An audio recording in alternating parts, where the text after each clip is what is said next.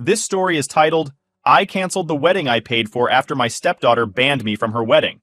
Now they're begging for my help. Hey everyone, before we jump into today's video, big news. I've launched a new Reddit channel. This time, the background isn't Minecraft. It's Subway Surfers in a Christmas theme to match the season. Check it out, subscribe, and join the fun. Links in the description. See you there. Now let's start the video. 17 years. That's how long I was with Lisa. We met when I was in my late 30s, doing well for myself after years of grinding in my career.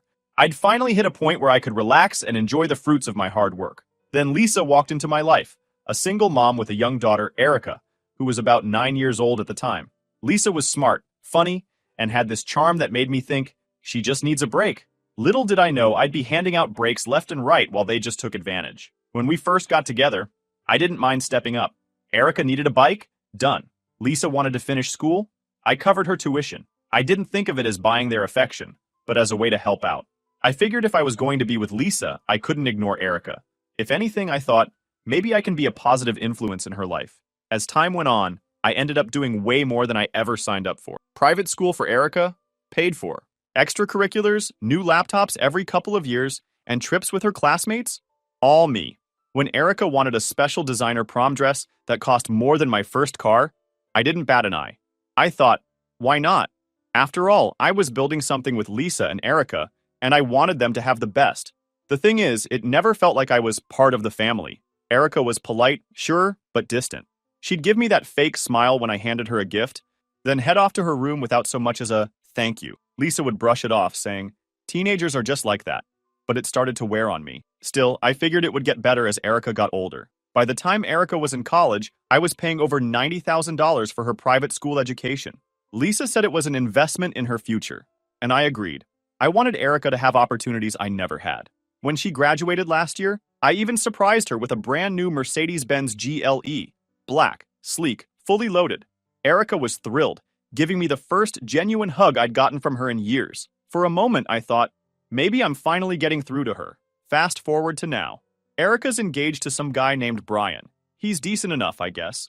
Works in finance, comes from a well-off family, and seems to genuinely care about her. Lisa was over the moon about the engagement, constantly gushing about how Erica was set for life. She kept saying things like, Brian's such a good match for her. He's so stable.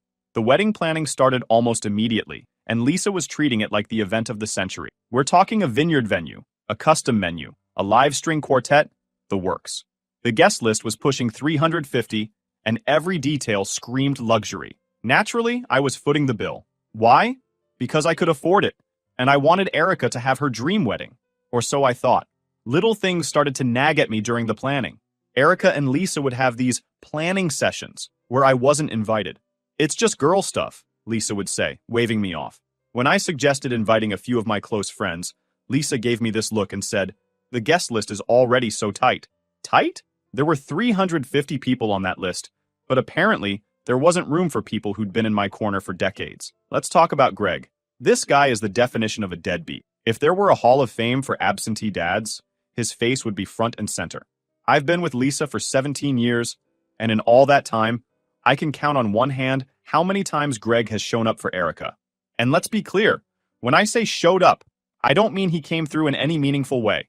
No, I'm talking about the kind of appearances where he rolls in, drops a few half-assed compliments, and then vanishes before the dishes are clear. The thing that gets me, though, is how Erica sees him. To her, Greg is some kind of superhero. When she was younger, she'd run to the door yelling, Dad's here, like he was Santa Claus.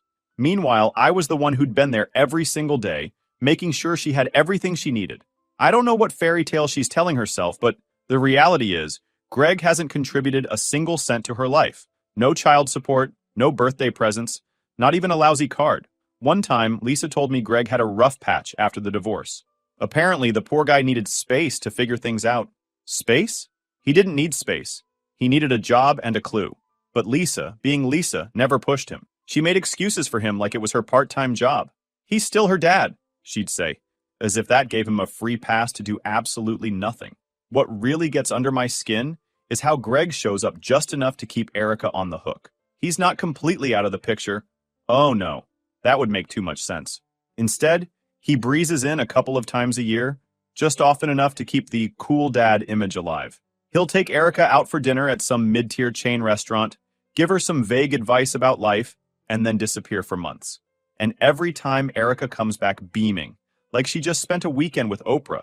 And don't even get me started on Lisa's role in all this. She's always made sure Greg had a seat at the table, figuratively and literally. One time, he called to say he wanted to see Erica. This was after a solid year of radio silence, mind you. Lisa practically rolled out the red carpet for him. She cooked this big dinner, made sure Erica was all dressed up, and even asked me to step out for the evening so they could have family time. I'll admit, that one stung. But I played along because I didn't want to be the bad guy. I figured if Erica needed Greg in her life, I wasn't going to stand in the way. I thought I was being the bigger person. In hindsight, I was just being a sucker. The thing is, Greg doesn't even try to pretend he's involved. He's not showing up at Erica's school events or helping her move into her college dorm. He didn't chip in for her tuition, books, or anything else. But somehow, he gets to waltz into her life and be dad. While I'm just, what? The guy who pays for everything? The glorified babysitter? It's insulting. One time I tried to bring this up with Lisa. I told her, you know, it feels like I'm doing all the heavy lifting while Greg gets all the praise. She gave me this tired look, like she'd heard it all before and said, you're overthinking it. Erica loves you. Greg's just Greg. What does that even mean? Greg's just Greg? Is that supposed to justify his complete lack of effort? I let it go because arguing with Lisa about Greg is like trying to teach a fish to ride a bike. Pointless. Oh, and now the wedding. When Erica announced she was engaged, I was genuinely happy for her. I thought, this is my chance to really be a part of something special. The worst part was the wedding invitation. When they arrived, I opened mine, expecting to see my name somewhere, anywhere. But nope, there it was in black and white. Greg Reynolds, father of the bride. Not a mention of me. I didn't even get a footnote. It was like I didn't exist. I thought about confronting Erica about it, but honestly, what would be the point? She'd just tell me it was a mistake, or that it wasn't a big deal. But it was a big deal. It was a huge deal. I've spent the better part of 2 decades trying to be a good stepdad, only to be completely erased when it mattered most. And Greg? Oh, he was loving every second of it. I caught him grinning like the cat that ate the canary when Lisa mentioned the father-daughter dance. I wanted to wipe that smug look off his face, but I kept my cool. Barely. At this point, it's not even about the money. I don't care about the tens of thousands I've spent on Erica's life. I care about the principle. It's not fair, and it's not right. Then comes the night when everything changed. It was a Friday night. I organized this fancy dinner at one of the most exclusive restaurants in town. I spared no expense. Private dining room, a custom menu with dishes I can't even pronounce, and personalized service for all of us. I figured, this is a celebration of Erica's wedding, and I'm happy to do it for the family. Little did I know, this dinner would be the final nail in the coffin. Everyone was there. Lisa, Erica, Greg, Erica's fiancé Brian, and Brian's parents, Linda and Robert. To me, it was a way of showing support and goodwill. I wanted everyone to feel like part of a team, like we were all coming together for Erica's big day. I was still clinging to this naive idea that I was part of the family. Big mistake. The night started off fine, or at least I thought so. The drinks were flowing. I don't drink, but everyone else was enjoying it. The food looked incredible, and the mood seemed light. Brian's parents were polite, making small talk about the wedding plans and how lovely the vineyard venue was. Erica was glowing, talking about her dress fittings and flower arrangements. Greg? Well, Greg was sitting there like he owned the place, leaning back in his chair with that smug look I've grown to hate. I tried to keep things light, chatting with Brian about his work in finance and asking Linda and Robert about their travel plans for the summer. Lisa was doing her usual thing, hovering around Greg, making sure he had everything he needed and acting like he was some kind of VIP. I brushed it off because honestly, I just wanted the night to go smoothly. Then Erica stood up. She clinked her glass, signaling she wanted to make a toast. I sat back, expecting some heartfelt words about family and gratitude. Instead, she says, I just want to thank everyone for being here tonight. This is such a special time for me and Brian, and I'm so lucky to have all of you in my life. Okay, not a bad start. I was waiting for her to say something about me, maybe a nod to the guy paying for everything.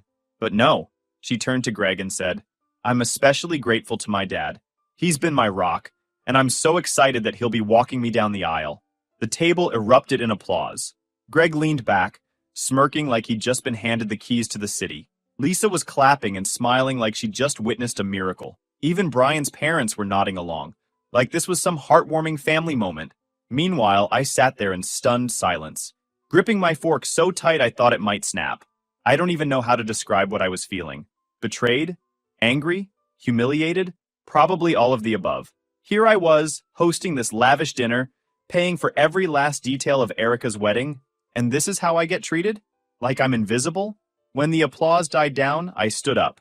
I wasn't planning to make a scene, but I couldn't just sit there and take it. I raised my glass and said, "Well, if Greg is walking you down the aisle, then Greg can pay for the wedding. I'm out." You could have heard a pin drop. The look on Erica's face was priceless. Her jaw literally dropped. Lisa looked like she'd just seen a ghost. Brian froze mid-sip, and his parents exchanged awkward glances. Greg? For the first time all night, he wasn't smirking. He looked like someone had yanked the rug out from under him. I didn't wait for anyone to respond. I set my glass down, threw my napkin on the table, and walked out. I could feel everyone's eyes on me as I left, but I didn't care. I'd had enough. When I got home, I sat down in the living room, trying to process what had just happened. 17 years of bending over backward for Lisa and Erica, and this is what it came to? They didn't just take me for granted, they outright disrespected me. Greg, the guy who's done nothing for Erica her entire life, gets to be the star, while I'm treated like an afterthought. It was infuriating. Lisa came home about an hour later. I heard her keys jangling in the door, and I braced myself for the inevitable confrontation. Sure enough, she stormed into the living room, her face red with anger. "What the hell was that?" she demanded. I looked at her, completely calm, and said, "That was me finally standing up for myself." "You embarrassed Erica in front of everyone," she shot back. "You couldn't have picked a worse time to make a scene." "A scene?" I laughed bitterly.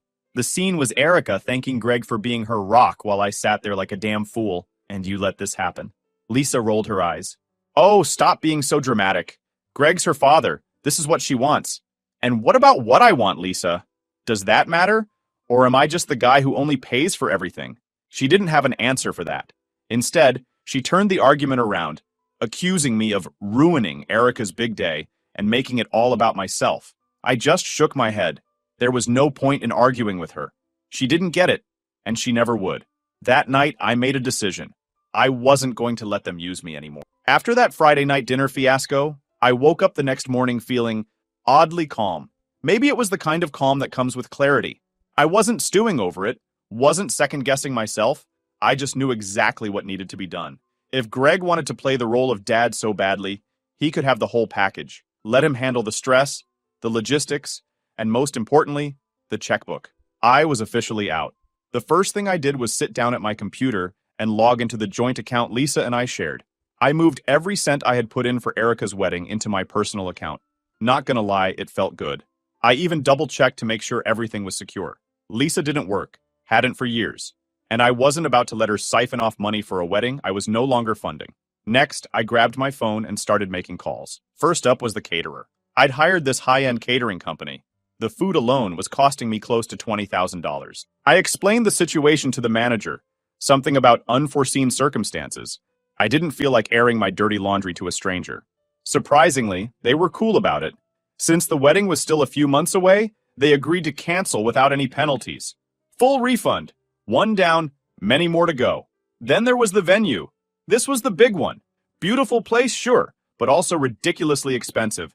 I think the deposit alone was around $10,000. When I called, the event coordinator sounded annoyed, like I'd personally ruined her day by canceling. She explained that the deposit was non-refundable, which I already knew. Fine, keep your $10,000. It was worth losing that chunk of change to get out of this mess.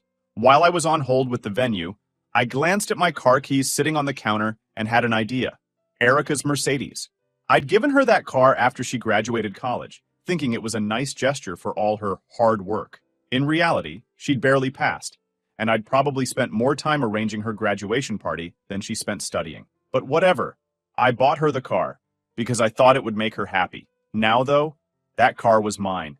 It was in my name, and there was no way I was letting her keep it after everything that happened. I logged onto a car selling app and posted it right then and there. Within a few hours, I had a buyer lined up. By the end of the week, the Mercedes was gone, and I had an extra $50,000 in my pocket. You know what? It felt great. After the venue, I called the photographer. This was another expensive booking because Erica and Lisa insisted on hiring some award-winning artist, who didn't just take photos, but captured memories, whatever that means. The guy was surprisingly understanding. He even said he had a wait list of couples who'd been hoping to snag my date, so he was happy to refund the deposit. I spent the rest of the day going down the list of vendors, the florist, the band, the cake designer. Every phone call was another small victory. Most of them were polite, a few were annoyed, but I didn't care. By the end of the day, I'd clawed back nearly $30,000. Sure, I lost a few deposits along the way, but considering how much the whole wedding was going to cost, it was a small price to pay for my peace of mind. While I was handling all this, Lisa was suspiciously quiet. She knew I was upset after the dinner, but I don't think she realized just how serious I was. She didn't ask me what I was doing or where I was going, which was unusual for her. Normally, she was all up in my business, but now, radio silence. I think she assumed I'd cool down after a day or two, and things would go back to normal. By the time Lisa finally confronted me, I was already halfway through dismantling Erica's dream wedding. She found me sitting at the kitchen table with a stack of papers, contracts, receipts, and bank statements. "What's all this?" she asked, her voice sharp. "I'm canceling the wedding," I said without looking up. Her jaw practically hit the floor. "You're what?" "You heard me," I said, finally meeting her eyes. "I'm not paying for a wedding where I'm treated like an outsider. If Greg wants to be the big man, let him step up for once." She stared at me, speechless. For a moment, I thought she might start crying, but then her face hardened. "You can't just do this. Erica's counting on you." "Is she?" I shot back. "Because from where I'm sitting, it seems like she's counting on Greg." Lisa started to argue, throwing out every excuse in the book. "You're overreacting," she said. "This is about Erica's happiness, not you. You're being selfish." Selfish. That word hit me like a slap in the face. I'd spent many years putting their needs ahead of my own, giving them everything they wanted without asking for much in return. And now, when I finally stood up for myself, I was the selfish one? I stood up, towering over her. Selfish? Let me tell you what selfish looks like. Selfish is erasing me from Erica's life while I pay for everything. Selfish is letting Greg waltz in and take credit for things he didn't do. If you think I'm selfish, maybe you should take a good look in the mirror. Lisa stormed out of the room, slamming the door behind her. I could hear her pacing upstairs, probably calling Erica to vent about how unreasonable I was being. Let them complain. I didn't care anymore. The next morning, I woke up early, poured myself a cup of coffee, and went back to work. I called the string quartet and canceled their booking. They were disappointed but polite, and I got most of my money back. I emailed the company making the custom wedding invitations and told them to stop production. They hadn't printed anything yet, so they refunded the full amount. By the time I was done, the wedding was essentially dismantled. No venue, no caterer, no band, no cake, and no Mercedes sitting in Erica's driveway. It was like the wedding had never existed. And honestly, it felt like a weight had been lifted off my shoulders. Lisa didn't say much after that. She spent most of her time in the guest room, avoiding me. Erica started blowing up my phone with texts, accusing me of ruining her life. I didn't respond to any of them. I was done being their doormat, and I wasn't about to apologize for taking back control of my own life. When the last vendor confirmed the cancellation, I closed my laptop and leaned back in my chair, feeling something I hadn't felt in years. Peace. For the first time in a long time, I wasn't being pulled in 100 different directions. I wasn't trying to make everyone happy at my own expense. I was finally free. You'd think after canceling the wedding, they'd get the message that I was done. But no. The moment the dust started settling, the begging began. First it was Erica, then Lisa, and eventually even Greg decided to throw his hat into the ring. Let me tell you, watching them scramble was equal parts satisfying and pathetic. It started with Erica.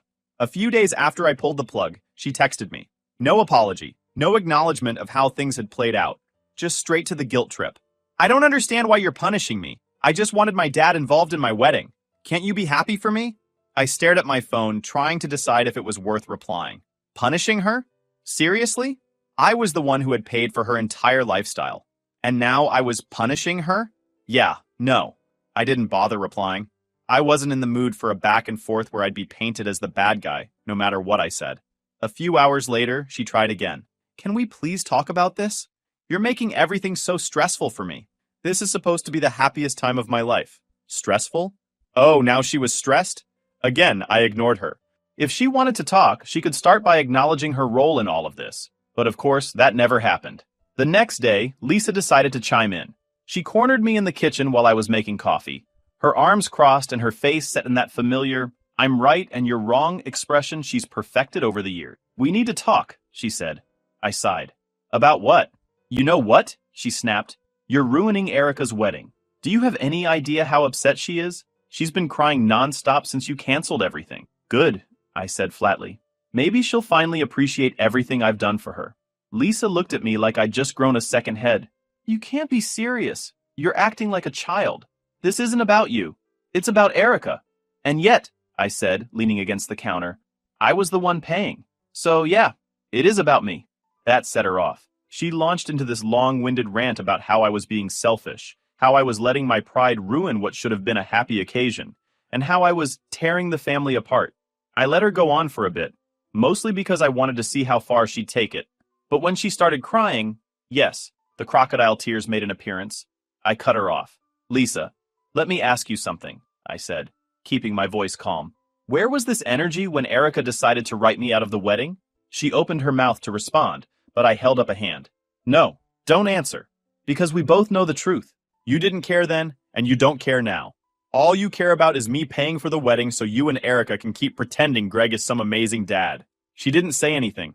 She just stared at me, her face a mix of anger and something that almost looked like guilt. Almost. I'm done, I said, turning back to my coffee. You want a wedding? Figure it out yourself, as a family. Lisa stormed out of the kitchen, slamming the door behind her. I figured that would be the end of it, but I underestimated just how desperate they were. A day later, Greg called. Yes, Greg decided to weigh in. When I saw his name pop up on my phone, I almost didn't answer, but out of curiosity, I answered. Hello. Hey man, he said, his voice annoyingly casual, like we were old buddies. Listen, I heard about what happened and I just wanted to talk. About what? I asked, already annoyed. Well, about the wedding, he said. Look, I get that you're upset, but don't you think you're overreacting a bit? I actually laughed. Overreacting? Greg, you've been a dad in name only for 20 years, and now you're telling me how I should feel? He ignored that and kept going. I know I haven't been as involved as I could have been, but this isn't about us. It's about Erica. She's devastated, man. Can't you just let it go for her sake? Let it go? The audacity of this guy. I'd spent years cleaning up his messes, and now he had the nerve to tell me to let it go. Greg, let me make something clear, I said, my voice steady. You wanted to play dad? Great. Step up and be a dad for once. Otherwise, don't bother calling me again. There was a long pause on the other end, and for a moment, I thought he might actually step up. But no, of course not. Instead, he muttered something about doing my best, and hung up. Typical. The final act in this circus came a few days later when Erica showed up at the house. She looked tired, like she hadn't slept in days, but I wasn't about to let that guilt me into caving. I just don't understand why you're doing this, she said, her voice trembling. You've always been there for me. Why are you turning your back on me now? I crossed my arms and looked at her. Erica, let me ask you something. When you decided to write me out of your wedding, no mention in the invites, no father-daughter dance, nothing. Did you ever stop to think about how that would make me feel? She didn't answer. She just looked down at her hands, fidgeting with the strap of her purse. I've tried so hard with all I could to be a father to you, I continued. I've wanted to make sure you live the best life. And yet, when it really mattered, you chose Greg. That's okay. It's up to you. But don't expect anything from me. She started crying, but I didn't budge. I'd given her every opportunity to make things right, and she'd chosen to ignore them. This was the bed she'd made, and now she had to lie in it. When she left, I felt a weird mix of emotions. Part of me was sad. It's not easy to watch someone you care about walk out of your life. But mostly, I felt relieved. It didn't take long after the begging tour for the final blow to land. I thought they might finally get the hint after Erica's meltdown at the house. But nope, they weren't done yet. If anything, the silence that followed felt more like the calm before the storm. A week passed without a word from Lisa, Erica, or Greg. Honestly, I thought it was over. I started settling into my new normal, working, relaxing, and enjoying the peace that came from not dealing with their drama every day. But of course, that couldn't last. One Thursday afternoon, I was at work, going over some documents, when my phone buzzed. I almost ignored it, but something made me glance at the screen. The number wasn't saved in my contacts, but it looked vaguely familiar. Against my better judgment, I picked up. Hello? Hey, it's Greg. Of course it was Greg. I leaned back in my chair, already bracing for whatever nonsense he was about to throw at me. What do you want, Greg? Look, man, he started, his voice overly casual. I know things have been rough lately, and I hate to be the one to bring this up, but we've got a problem. We? I said, raising an eyebrow. What's this we you're talking about? There was a pause on the other end, and I could almost hear the wheels turning in his head. Look, I get it, he said finally, but the thing is, I can't afford it. Erica and Lisa are counting on you. Not my problem, I said bluntly. He started to argue, but I hung up before he could get another word in. I didn't have time for his nonsense.